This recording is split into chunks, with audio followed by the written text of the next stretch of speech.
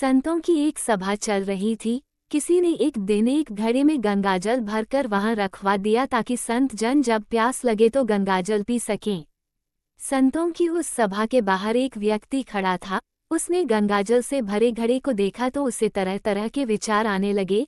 वह सोचने लगा, आहा, ये घड़ा कितना भाग्यशाली है। एक तो इसमें किसी तालाब पोखर का नहीं बल्कि गंगाजल भरा गया, और दूसरे यह अब संतों के काम आएगा। संतों का स्पर्श मिलेगा, उनकी सेवा का अवसर मिलेगा। ऐसी किस्मत किसी किसी की ही होती है।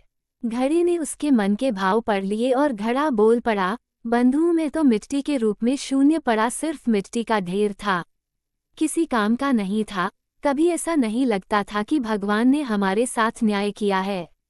फिर एक दिन एक कुम्हार आया। उसने फावड़ा मार मार कर हमको खोदा और मुझे बोरी में भरकर गधे पर लादकर अपने घर ले गया। वहां ले जाकर हमको उसने रौंदा, फिर पानी डालकर गूंथा, चाक पर चढ़ाकर तेजी से घुमाया, फिर गला काटा, फिर थापी मार मार कर बराबर किया। बात यही नहीं रुकी, उसके बाद आंवे के आग में झोंक दिया जलने को। इतने कष्ट सहकर बाहर निकला तो गधे पर लादकर उसने मुझे बाजार में भेजने के लिए लाया गया। वहां भी लोग मुझे ठोक ठोक कर देख रहे थे कि ठीक है कि नहीं। ठोकने पीटने के बाद मेरी कीमत लगाई भी तो क्या, बस 20 से 30 रुपये।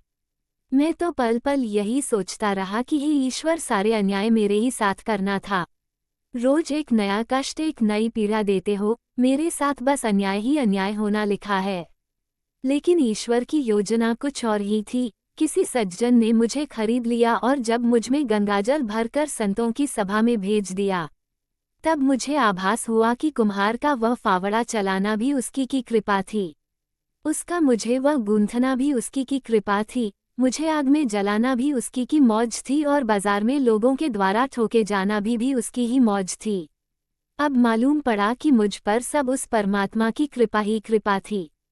दरअसल बुरी परिस्थितियां हमें इतनी विचलित कर देती हैं कि हम उस परमात्मा के अस्तित्व पर भी प्रश्न उठाने लगते हैं और खुद को कोसने लगते हैं। क्यों हम सब में शक्ति नहीं होती उसकी लीला समझने की? कई बार हमारे साथ भी ऐसा ही होता है। हम खुद को कोसने के साथ परमात्मा पर उंगली उठाकर कहते हैं कि उसने ने मेरे साथ ही ऐसा क्यों किया, क्या मैं इतना बुरा हूँ? और मालिक ने सारे दुख तकलीफें मुझे ही क्यों दिए? लेकिन सच तो ये है, मालिक उन तमाम पत्थरों की भीड़ में से तराशने के लिए एक आपको चुना। अब तराशने में तो थोड़ी तकलीफ तो झेलनी ही पड़ती है।